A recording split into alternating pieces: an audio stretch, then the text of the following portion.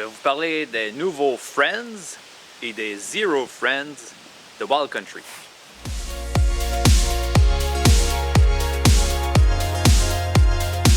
Pour la petite histoire, les Friends ont été les premiers cams modernes. Ils ont été développés par Ray Jardine vers 1978.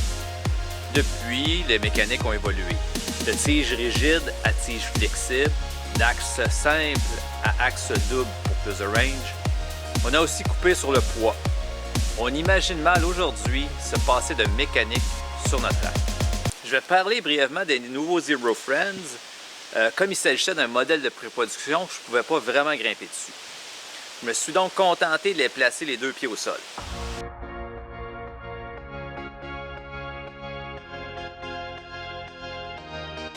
Selon moi, les Zero Friends sont la réponse au X4 de Black Diamond.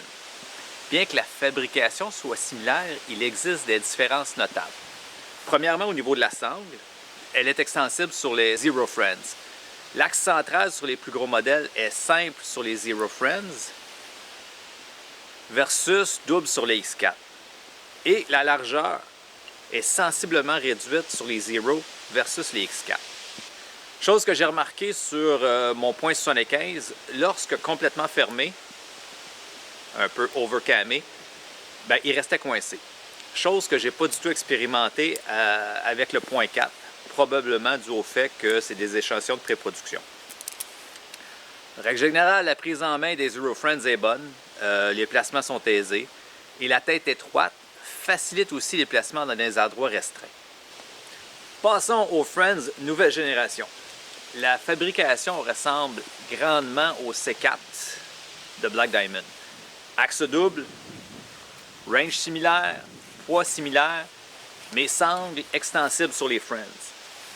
La manipulation est tout aussi similaire, tout comme les placements en fissure.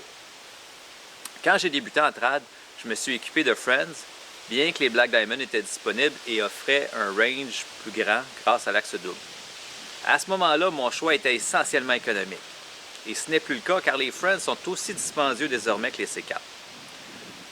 Alors, entre les Friends et les C4, pour lesquels j'opterais aujourd'hui, sont tellement similaires que j'en ai aucune idée. Mais j'avoue que j'aime bien la sangle plus mince et extensible des Friends.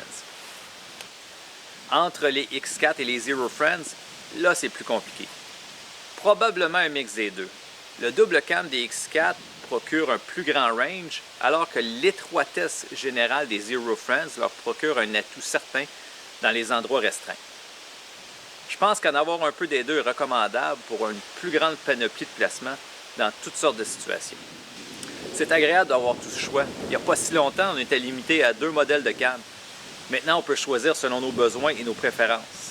Encore une fois, je vais mettre l'emphase sur l'importance d'aller en magasin, les prendre en main, les manipuler. Les différences sont parfois subtiles et la prise en main peut faire toute la différence. Bonne graine!